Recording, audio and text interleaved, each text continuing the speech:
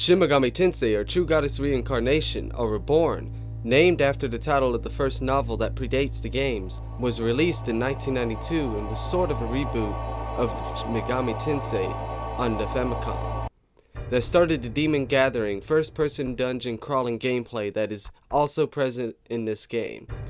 This is technically the third game in the series, but seeing how the first two Megami Tensei games were published by Namco with heavy involvement from Aya Nishitani, limiting their vision, Shin Megami Tensei becomes the true first game in the series made solely by the developers of Atlus.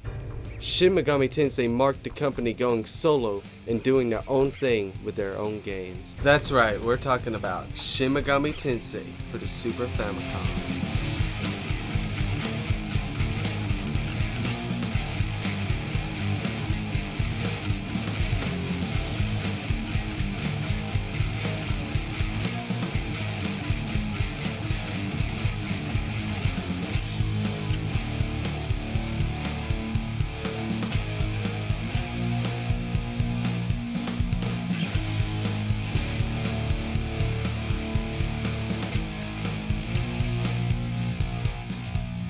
So anyone who's used to this channel knows that I don't normally talk about JRPGs, but I'm trying to add them in and have a lot more variety with the games that I talk about. And plus, we're talking about Shin Megami Tensei, this series that kind of started the whole recruiting demons, capturing monsters type concept, you know, that led into Nocturne and eventually became Persona 5, which is the most popular game in the series. So let's talk about a little bit about where it all began, and we can go from there.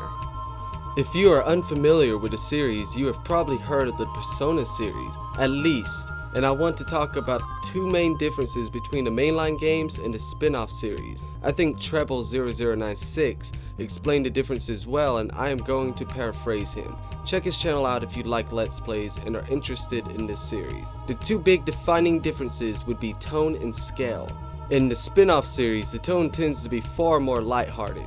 You are typically a part of a group that sticks together throughout the entire game, and the goal is to defeat a known enemy. In the mainline games, you are typically alone more often, and the allies you have become demons. The games are really dark. Some really messed up things end up happening to the world in this game. You have multiple paths, and the way the game ends up is totally up to your choices. This is a lonely, brooding game series. Scale of the games are also massively different. The spin-off games have a narrow scope in terms of areas you traverse through, and oftentimes you are pushed forward in a very linear sense. The Shin Megami Tensei core games are not this way. They are completely open and you have full control of where you go. This does not mean the Shin Megami Tensei games are longer, just that they are bigger and less restrictive about where you can go. The one shared asset between the mainline games and the spin-offs are the demons. In Shin Megami Tensei, there are hundreds of demons for you to recruit, fuse, etc. When fusing them, you can determine which demon you end up with by the type of demon you have mixing with the other demon and the average of the level. There are charts you can look up that will tell you exactly which demons you will end up with. By finding the average of the demon's levels and rounding up in the predetermined list, you will find out which demon you will get. However, if you are not high enough leveled, then these demons will be incredibly generic and weak instead, so you must be the appropriate level to acquire a specific demon. Also, the fusion system is the only way to get more powerful demons, because you don't get to increase their levels. They are stuck with the stats and levels they come with and do not obtain any experience. When fighting certain demons, you can recruit them to your party by negotiating with them. You can also ask for money and items from them as well. When you defeat enemies, you get magnetite and yen. Demons cost money to summon initially from the computer and so much magnetite to get out per step.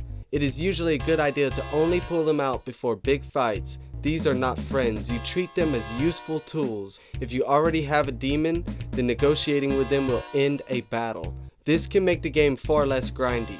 There are simply times when you don't need the experience, magnetite, or the yen. Although I advise always auto-battling weaker demons and taking what they give. Although you could recruit demons in the first two games, Shin Megami Tensei evolved these mechanics and added in a fusion mechanic as well that allowed you to sacrifice 2 or 3 demons for a potentially more powerful demon in their place. There is no compendium, but there is the demon analyzer that allows you to check stats from the demons that you have recruited in your gameplay and that you have faced in battle. This list holds up to 30, which is good enough for any area in the game. It is important that you don't get too attached to the demons because although similar to Pokemon in theory, in practice they are more like equipment or useful items. Don't give them the affection that they do not deserve. They are demons after all. They are most useful when fused into a more powerful demon. The game has an elaborate battle system that requires the players to learn weaknesses and to buff and debuff enemies and bosses until they can take them down.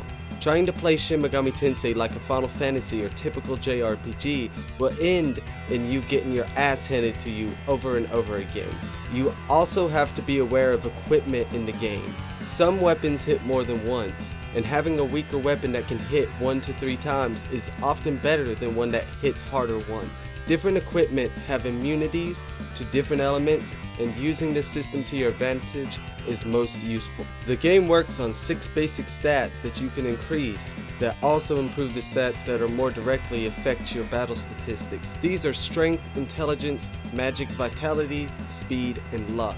Strength deals with raw physical power, and HP is increased slightly with it. Intelligence makes demon negotiations easier and makes the negotiation more likely to succeed. It also improves magic effectiveness, which deals with how likely a spell is to land. Magic literally improves your magic power nearly 1-to-1, increases your effectiveness, and also increases your total amount of MP.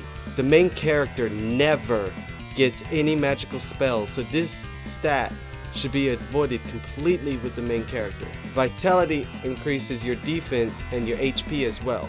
Speed determines whether you get the first hit in a fight or not, and improves your evasion from enemy attacks. If you use a spell, then it will always be used before an enemy attack regardless of the stat. However, if you both use magic spells, then the game will look at who has the higher speed stat to determine it that way. And finally, we have luck, which raises multiple core stats, but its number one use in this game is as a crit hit rate stat. The higher this stat, the more likely you are to get a crit. Finding a good build is important in this game. If you want to avoid having to spend hours grinding levels, then you may want to make sure you build these stats in a way that will help you survive early on. Defeating higher level demons will always give you more experience, and lower level demons will give barely anything. This is a core element in the entire series, making grinding for extra levels something that doesn't help because the grind would become incredibly rough. If you cannot seem to get enough experience, then moving on to the next area is ideal. Likewise, if you are getting tons of experience, then grinding till that drops fairly low is a good way of knowing you are in good shape for the rest of the area. Just remember that if you do not learn the weaknesses and strengths of the demons, then you may end up hitting a brick wall. As long as you save frequently and try different spells, then you should be fine. The series is known for a defining system known as alignment that determines the ending. There are 3 main paths in this game, and many people get confused about how to determine which affinity they are aligned with. Since this is for whatever reason not spoken about much at all, I will say it here. Look at your character on the overworld map. If you are rocking back and forth, then you are on the neutral path. If you run clockwise, then you are on the law path, and counterclockwise, you are on the chaos path. Remembering this is the easiest way to know what you are on. This helps tremendously when trying to complete a specific run. The canon ending is the neutral ending that leads into Shin Megami Tensei 2, but you should really try to get all the endings to enjoy the game's unique plot. There are apparently known issues with the original Aeon Genesis patch for the game. A patch was released by Orden that has major bug fixes to the Aeon Genesis translation patch that is advised if you are going to play the game in English. The game still has several bugs that are unavoidable. The truly best way to play the game, bug-free, is to play the iOS version, which is based on the GBA port of the game and is the only official English release of the game.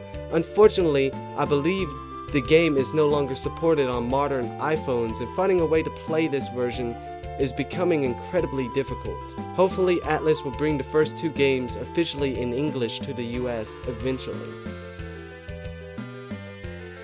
The problem with the original patch is apparently it will lock you into a neutral ending and make the other endings nearly impossible.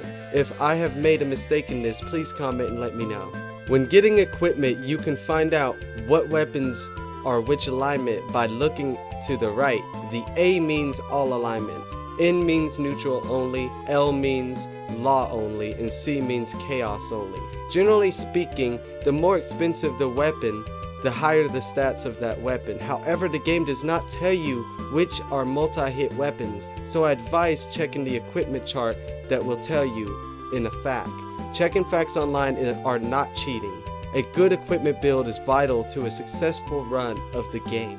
Also, although the game has not been translated to English officially, I have been playing and capturing footage using both emulation and the physical cart on my Super Famicom, and I've been playing it using Google Translate, so this is a game that can possibly be played through in these means. Although it's not suggested for your first run, it is suggested that you use the Orden patch to play through this game for the first time. Anyway, I wanted to make note of that because it's incredibly silly that I would go through these links to play through this game on the original hardware it was meant for, instead of going for a repro.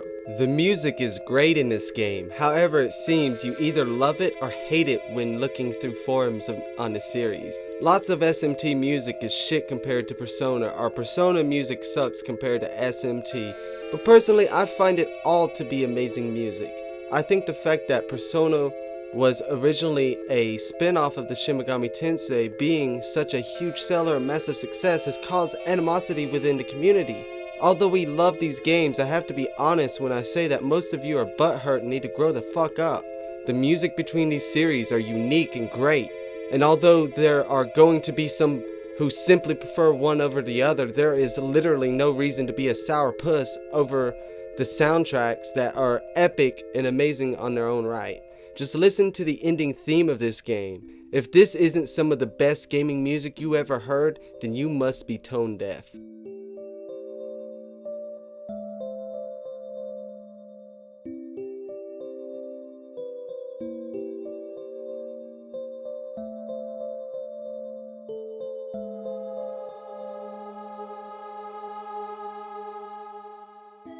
All in all, Shin Megami Tensei is a fantastic game that has aged far better than I initially expected it to when I first delved back into it. The music is absolutely incredible and the graphics are amazing for the time considering how many demons are in the game and how small the game size really is. The unique gameplay and high difficulty can seem like a turnoff to many gamers, but if you've played SMT 4, then the difficulty should really not be any worse than it was in that game. The series demands your attention to detail, and every facet of the game is used in a way that if you think you can just smash your way through the game, you will end up meeting lots of game over screens. Many JRPGs, even the greatest of them, seem to really sideline many aspects of the gameplay like magic, summoning, equipment stats, weaknesses, etc. But the Shin Megami Tensei games make you learn to strategize, to save often, to learn with defeat. The game is a true testament to what was to come, and its story holds up fantastically well compared to other games in the series. This is a game that deserves to be played by JRPG fans, and all alignments need to be experienced to truly understand the game's legacy. With Shin Megami Tensei 5 coming in 2032 to the Nintendo Switch, there are a lot of reasons to be excited for the future of the series. Obviously I'm kidding, as the game will most likely be 2020 or 2021 in Japan and the next year here in the US. But after playing these games, you will find out just why the Megaton fanbase is so obsessed with every facet of the series. I give this game a 9 out of 10 because I respect the pain-crushing difficulty forcing me to use my mind and skill to complete the game, and I think anyone who takes the time to push through it will as well. The only issues I have is a crappy auto mapper system, too many empty rooms, and too many dead ends, and the dungeons looking too similar to not get lost. Once you get in tune with the game though, you'll find yourself not getting lost as much though. My suggestion is if you enjoy JRPGs and you never played through Shin Megami Tensei, then you owe it to yourself to pick it up and truly experience it. Any of the games are a good place to start, but Shin Megami Tensei is what started it all. This is where the games began to become their own evolved identity outside of the Megami Tensei duology before. This is an underrated gem of the genre that must be experienced. I want to thank everyone who checked this video out, and I hope that you all enjoyed this video. If you are on YouTube, be sure to subscribe, like, and comment below the video. You can support the channel through PayPal in the description down below as well. If you are on Twitch, then please follow the channel and drop by during streams. The links to all my social media and channels are down below the video. Also, you can subscribe on Twitch to really help support the channel, or also use the PayPal link to help keep this going. I'm sorry I've been gone so long, guys, but I have a ton of new content coming for you guys, and I can't wait to share it all with you. Until next time, stay nerdy.